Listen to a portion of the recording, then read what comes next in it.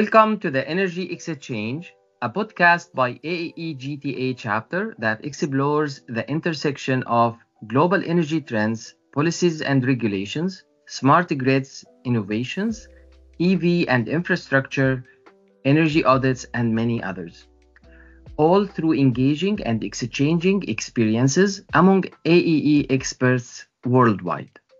I am your host, Mo Ayub, and today we have a special guest, Samer Zawaide, who served as the president of AEE in 2020 and is also a recipient of AEE Fellow 2023, Distinguished Service Award, on Board of Directors 2023, Distinguished Service Award, Past President 2022, International Energy Professional Development Award 2015. Samer is expert in Jordan's power sector with extensive experience in collaborating with international consultants on national strategies funded by the World Bank, including National E-Mobility Strategy, Smart Grid Options, and Long-Term Low Carbon and Climate Resilient Strategy. He is also a lecturer at Al Hussein Technical University teaching energy policy regulation and economics, and services as national expert for the UNDP, where he developed an ESCO accreditation scheme to foster the energy services market.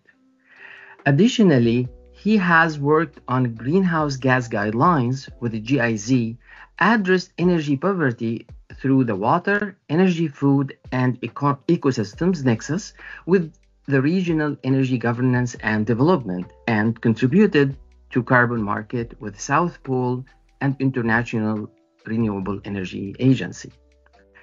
With a background in construction and structural engineering, Samer specializes in energy efficiency, project management, and various aspects of construction engineering. Good morning, Samer. Welcome and happy Earth Day.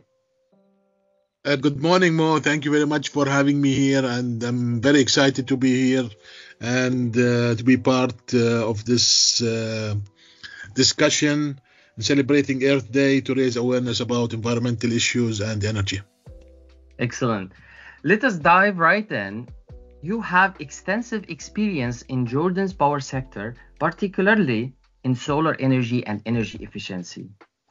Can you share a bit about your journey and what led you to focus on these areas? Yes, of course. We started the renewable energy and energy efficiency journey when the Renewable Energy and Energy Efficiency Law 2012 was issued. And this was the baseline for the solar PV on-grid installations in Jordan. Under this law, there was a bylaw number 73 year 2012 also. It was issued to regulate all energy efficiency matters in Jordan. This start coincided with the exponential growth of the solar PV market globally, and large consumers with high electricity tariffs paying up to 38 US cents per kilowatt hour opted to install the solar PV systems to cover their annual electricity needs and reduce the cost of their energy. So I work with these types of customers as owner representative, where I do an initial energy audit to determine the energy conservation measures, and then start developing energy efficiency and renewable energy projects to reduce their bills.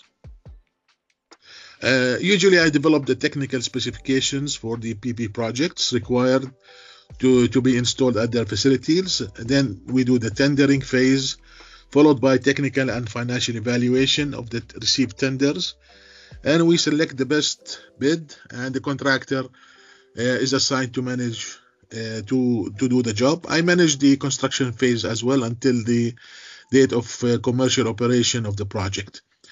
And as a volunteer in renewable energy and energy efficiency, I have developed many courses and do free training for students and professionals. That's great. That's impressive, Samer. How do you see solar PV and energy efficiency contributing to the UN Sustainable Development Goals, particularly in Jordan? Yes, the UN SDGs R17, and there are several that applies to the solar PV sector, especially SDG 3, which is good health and well-being. So we have improved air quality by reducing the emissions from solar, reducing emissions from power generating units using fossil fuel, because prosumers are generating their own electricity without generating any emissions. Then we have SDG 7, which is affordable and clean energy. By improving energy efficiency in the transportation and building sector, this will reduce the cost of energy. Currently, electricity from solar PV is the lowest levelized cost of energy worldwide. And then we have SDG 9, which is the industry, innovation, and infrastructure. So the electricity grids are undergoing rapid transformation and modernization in order to cope with the large number of prosumers on the grid. At the same time, innovation in battery technology, charging infrastructure, smart grid integration is fostering sustainable industrial development globally and locally. The fourth one is the SDG 11, sustainable cities and communities. So when we use solar PV, solar water heaters, and EVs, they are reducing the noise pollution, improving the air quality, reducing urban heat island effect, which will make cities healthier and a better place to live. The fifth one is the SDG 13, the climate action. Of course, reducing greenhouse gas emissions from adopting solar PV, solar water heaters, and EVs, and other clean technologies will help the climate. And finally is the SDG 17, the partnership for the goals. Because we need a lot of collaboration between the government and the private sector entities to implement utility scale projects and other financial mechanisms. So we have a fund, it's called the Jordan Renewable Energy and Energy Efficiency Fund. It's run by the government and is providing 30% subsidies on solar PV and 30% on the solar water heaters for families with monthly income less than $2,115. So these families, they can benefit from this subsidy. And then we have another program under the ministry. It's called Filser Reef, which is providing free solar water solar PV systems for families on welfare and families of injured military retirees. Absolutely. Let us talk about energy efficiency in more detail. What strategies are being implemented in Jordan to improve energy efficiency in residential and commercial buildings? Yes, one of the most successful strategies was to distribute free LEDs, tube T8 by 120, 18 watts. So this was distributed free, and to replace it with the old CFL T8 120 36 watts. So we replaced the 36 watt with the 18 watt, saving 50% electricity. So consumers were invited to bring their old lighting fixtures to the electricity distribution company at the end of the month when they pay their monthly electricity bills and replace it with the new technology. So around 500,000 units were distributed in this program. And because the payback period on the LEDs is very fast, and the lifetime is around 10 years for the LED, the government was able to save a lot of money, and the consumer saved as well. That's a great approach, Samer. How do you see the role of artificial intelligence, AI, in enhancing energy efficiency in these sectors? Yes. AI is now used heavily in manufacturing of solar PV components in order to reduce the number of errors and increase quality. AI is also can significantly enhance the energy efficiency by optimizing energy management systems in buildings.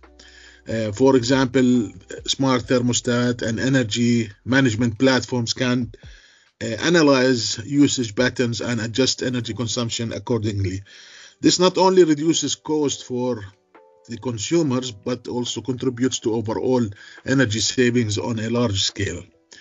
AI is also being implemented by the electricity grid operators in order to develop short-term expected generation scenarios based on weather data, especially with large number of distributed energy resources on the grid and high percentages of renewable energy on the grid.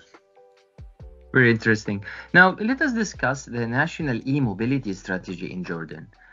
How does this initiative align with the goals of renewable energy and energy efficiency? Yes, the government of Jordan started the transition to e-mobility in 2014. So they issued regulations to import EVs with free customs and tax for 5 years. So no customs and tax for 5 years. And in 2019, this was followed by implementing a 10% on EVs with batteries bigger than 50 kilowatt hour, and 10% on EVs with batteries less than 50 kilowatt hour, and 15% on batteries above 50 kilowatt hours. And 5 years after that, in 2024, they increased the customs to up to 10% on EVs valued less than $14,000 and 40% on EVs valued between $14,000 to up to $35,000 and 60% tax on EVs with value more than $35,000. So it was an incremental stage. In 2014, also the government bought 300 EVs for their own use, and recently they implemented regulations to reduce the number of vehicles and only purchase EVs.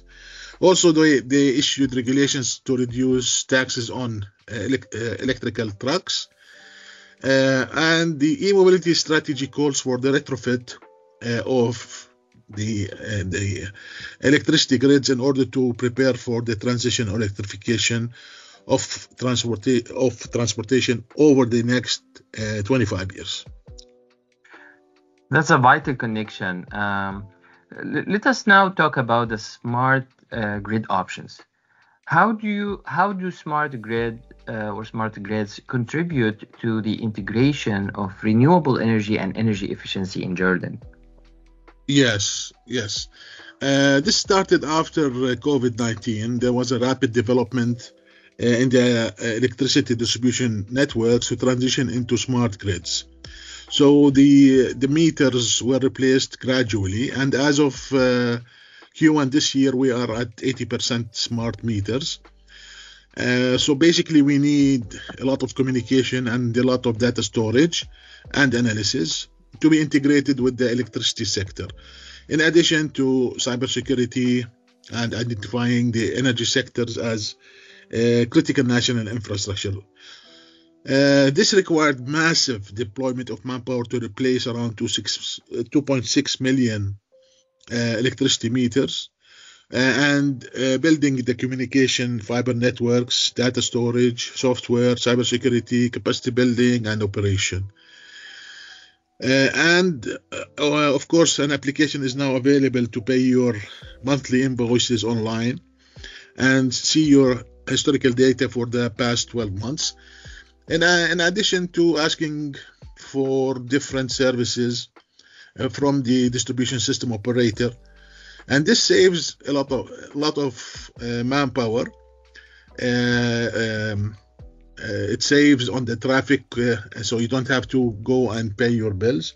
It saves on pollution, and ultimately it is also reducing the losses on the distribution grids.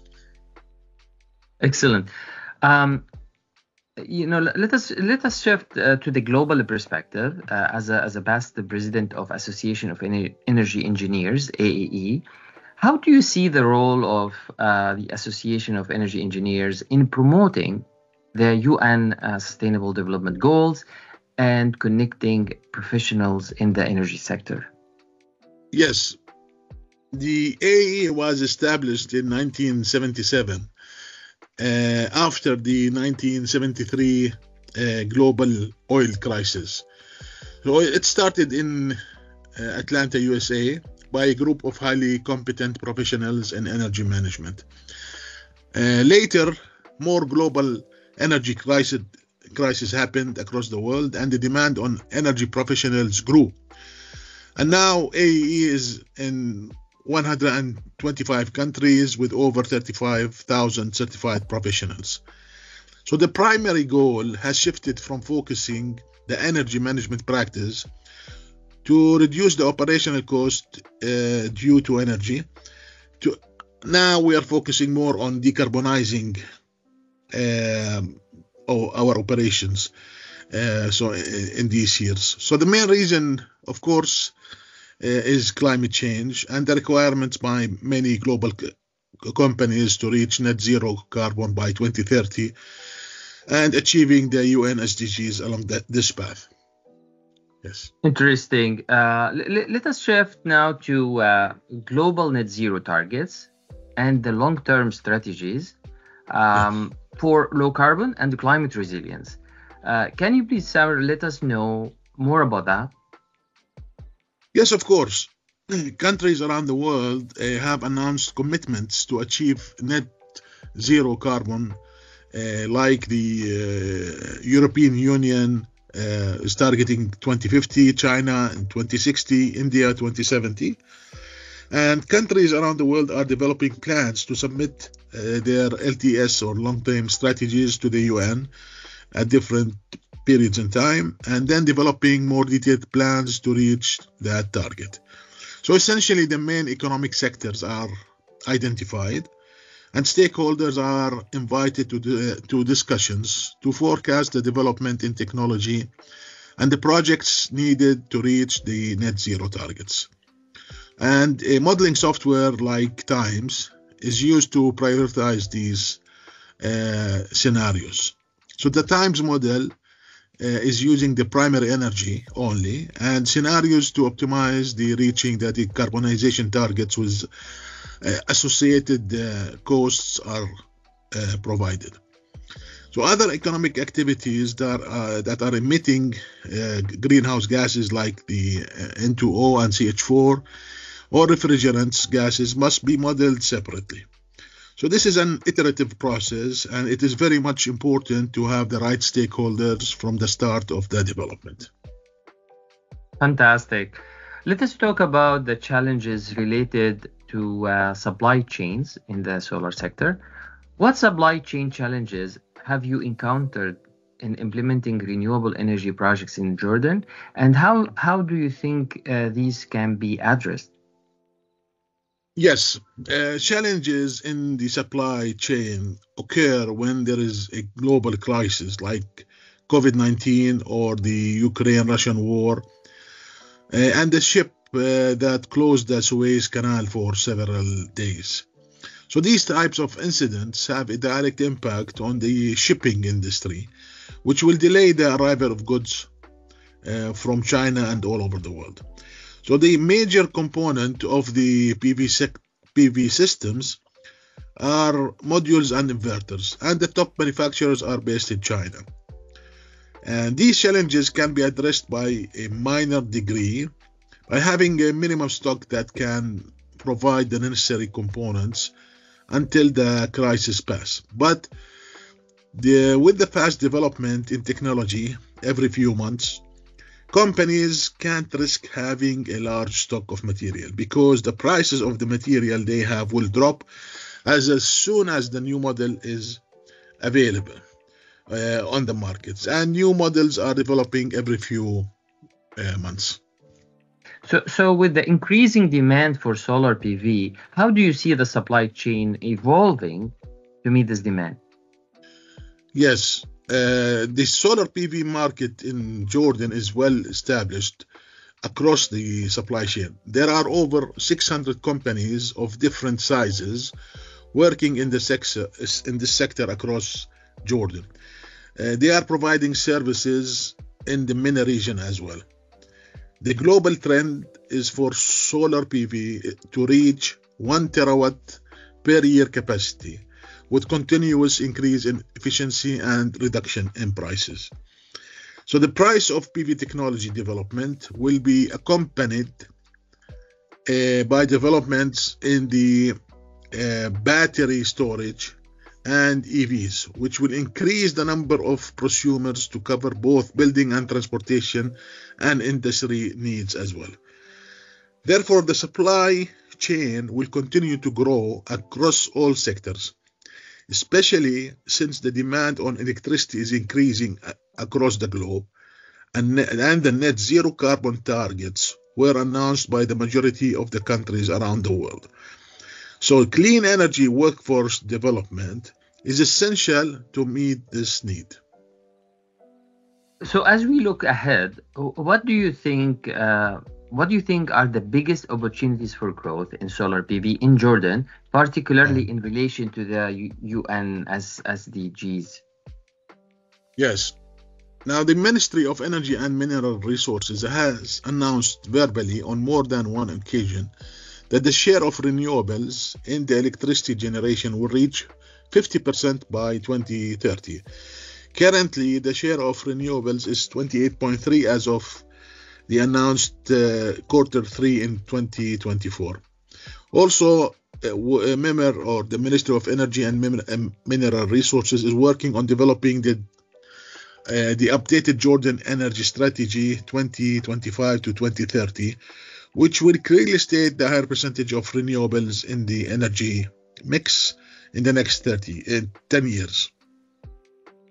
So Jordan is planning to start their utility scale projects and wind projects to generate electricity for the hydrogen projects. So according to the draft strategy, around 7,000 megawatts will be installed by 2030 in the south of Jordan. These projects will be connected to a separate grid to satisfy the demand of the green hydrogen projects. So the second wave of development had started this year with the deployment of solar PV with battery in order to reduce the cost of electricity tariff and utilize the time of use tariff. It is expected that the price of lithium-ion battery storage will continue to decline, making it more attractive to prosumers to deploy. Also, large renewable energy storage projects are expected on the generation, transmission, and distribution levels. So the development of these projects is closely connected with the cost of the levelized cost of energy of lithium-ion battery storage. So with the integration of more renewables on the grid, Jordan will come closer to achieving higher percentages of achieving the UN SDGs 3, 7, 9, 11, 13, and 17.